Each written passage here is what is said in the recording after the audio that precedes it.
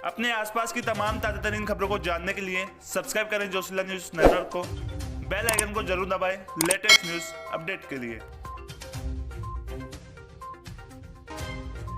जोशीला news network की इस special bulletin में आपका स्वागत है।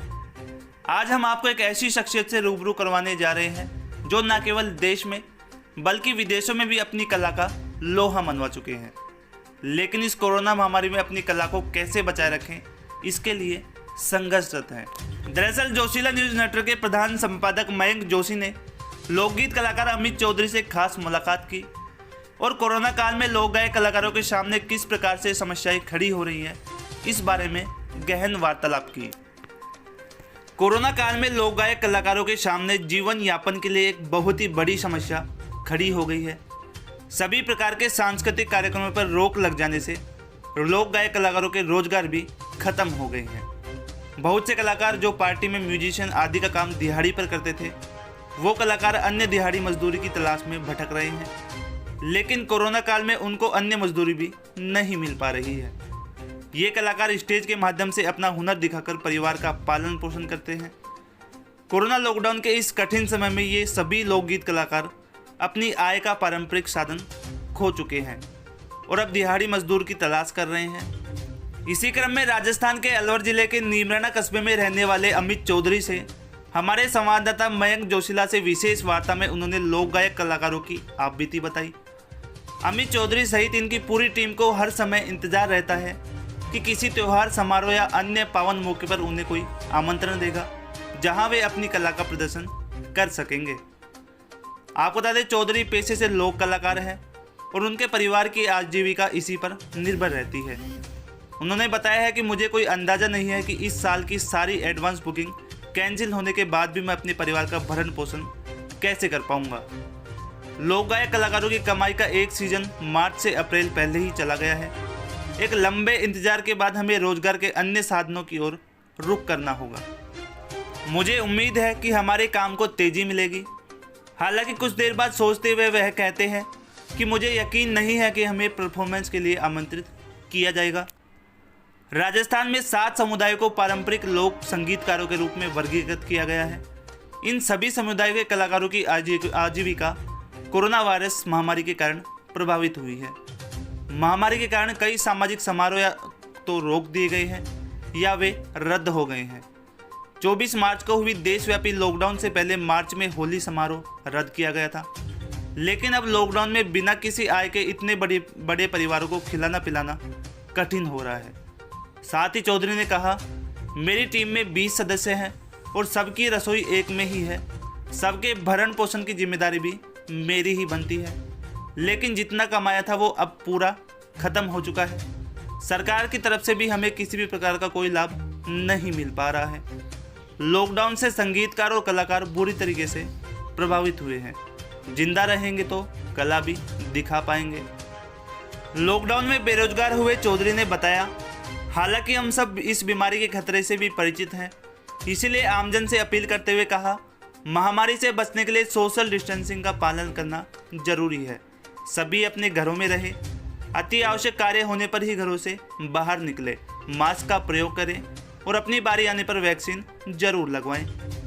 अब आइए आपको सुनवाते हैं जोशीला न्यूज़ नेटवर्क के संवाददाता से बातचीत करते हुए अपनी आपबीती सुनाते हुए क्या कुछ कहा लोक गायक कलाकार अमित चौधरी ने।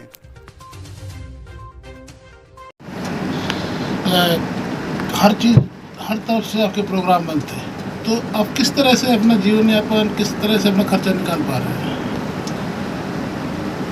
सबसे बड़ी बात है, अगर सांस है तो आस है। हम लोगों ने काफ़ी समय से कार्यक्रम दिए, पैसे भी कमाए, जनता का प्यार भी मिला है तो पैसे भी कमाए हैं। जो कमाया हुआ है उसी को खर्च कर रहे हैं अभी तक। 2 साल हो गए, अब लगभग मेरे हिसाब से 80% खर्च भी हो चुका है। इतना ज़्यादा तो कमाया नहीं, क्योंकि जितना कमाया था मैंने नहीं, मेरे साथ जितने भी कलाकार हैं, जितना भी पैसा कमाया था वो सारा साथ साथ खर्च भी हो जाता है। कुछ कलाकार तो ऐसे हैं कि भाई प्रोग्राम में आते हैं, शाम को घर जाते हैं, उस पैसे से अगले दिन का खर्च चलता है उनका। बहुत सारे कलाकारों को बहुत बड़ी बड़ी परेशानी का सामना करना पड़ा है। कईयों ने तो धंधा ही छोड़ दिया गाने बजाने का, नौकरियां करने लगे। आपके साथ इतने सारे टीम जुड़ी हुई थी, जी। उन लोगों का क्या हुआ होगा? कई लोगों की बहुत खस्ता हालत हुई है, बहुत दयनीय स्थिति हुई है। मैंने पहले भी कहा कि कुछ लोगों ने गाना बजाना छोड़ के नौकरी को चुनना पसंद किया, लेकिन नौकरी भी कहाँ है ऐसे समय में। अब कई कलाकार ऐसे हैं, जैसे म्यूजिशियन हैं, कोई ढोलक बजाता है, कोई बाजा बजाता है, कोई कैमरा चलाता है, कोई साउंड चलाता है, तो उनके पास कोई रोज़गार नहीं है सिवाय किसी अपने की मदद के। तो हमसे जितना बन पड़ा, हमने सभी कलाकारों को प्रति माह उनकी मदद की है। किसी को 5,000 रुपये से, किसी को 7,000 से, किसी को 10,000 से, या किसी के घर राशन पहुंचवा के हमने उनकी मदद भी की है।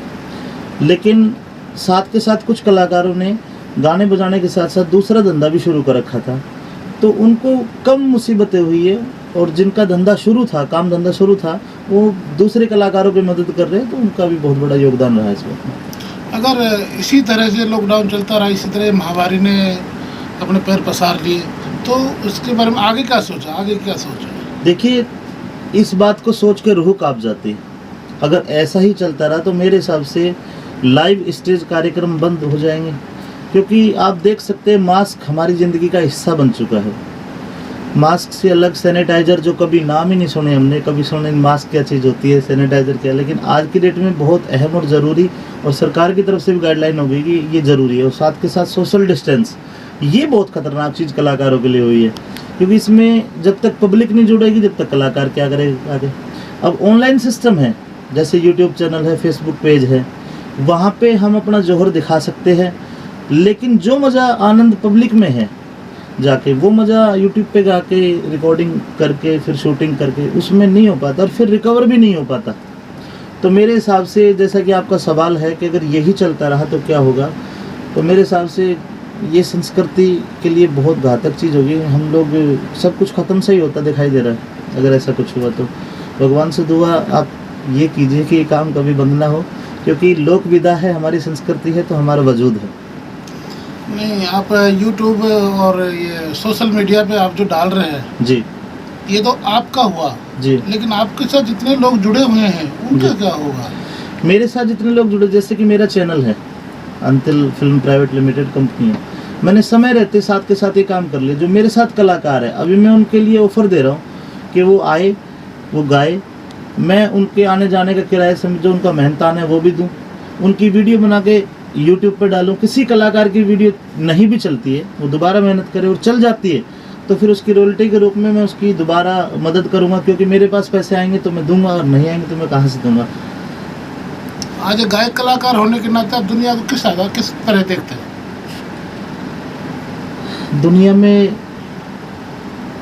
हर प्रकार की बातें हैं, सबका दृष्टिकोण अलग अलग है। आप किस वे में मुझसे पूछ रहे हो कि भाई मैं किस तरीके से देखूं? बीमारी के लिए गायकार होने के नाते ये जी। बीमारी जो महामारी आई है, जी, लोगों में इतनी त्रासदी हुई है, तो आप क्या संदेश देना चाहते हैं इन लोगों को? भाई मैं संदेश यही देना चाहता हूँ कि मन के जीते जीत और मन के हारे हार। जब तक आप मन से स्वस्थ है तब से तन से भी स्वस्थ है।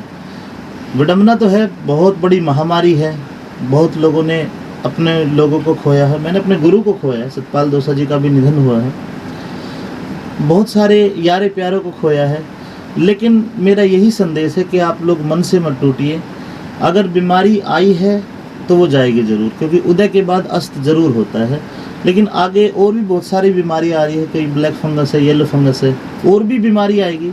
हमें एकजुट रहना चाहिए, और जो हमसे जूनियर है, जो मदद के लिए अग्रसित है, उनकी मदद हम ज़रूर करें। अगर आप करने लायक हो तो ज़रूर करिए, ये मौका है परोपकार करने का। अनलॉक 2 शुरू हो चुका है, क्या जी। संदेश आप आमजन को देना चाहते हैं? अनलॉक 2 के साथ मैं यही संदेश दूंगा कि ऐसा ना हो कि भाई एकदम से, जैसे एक कहानी जो गांव में बोलते हैं अपनी हरियाणवी भाषा में कि बोरी में तो कुत्ता बंद कर रखा है और बोरी का मुंह खोल दिया, वो बेउसाण होकर भाग जाए। तो ऐसा ना हो कि हमने अनलॉक 2 में एकदम से हम लोग सारी गाइडलाइन को तोड़ दे के भी सरकार ने छूट दे दी है, अब हम तोड़ के बाहर निकले, सब कुछ पहले जैसा करें। क्योंकि अनलॉक 2 है, बीमारी ख़त्म नहीं हुई है, अनलॉक 2 है, सेकंड स्टेज है खुलने की। और जब ये बीमारी बिल्कुल हार जाएगी और आम इंसान इस बीमारी से जीत जाएगा, उस समय आप ज़रूर गाइडलाइन को फॉलो ना करें। लेकिन अभी तो अनलॉक 2 में ज़्यादा ज़रूरत है, क्योंकि अभी अनलॉक 2 चल रहा है, इसमें अब ज़्यादा गाइडलाइन पे ध्यान देंगे तो ज़्यादा अच्छा रहेगा। कहीं ऐसा ना हो कि एकदम से अनलॉक 2 आया और लोग बाहर निकले और सिर मुंडाते ओढ़े पड़े और दुगनी बीमारी और ज़्यादा बढ़ जाए। तो मेरा यही संदेश है कि आप लोग इन गाइडलाइन को, मास्क को, सैनिटाइज़र को, सोशल डिस्टेंस को फॉलो कीजिए।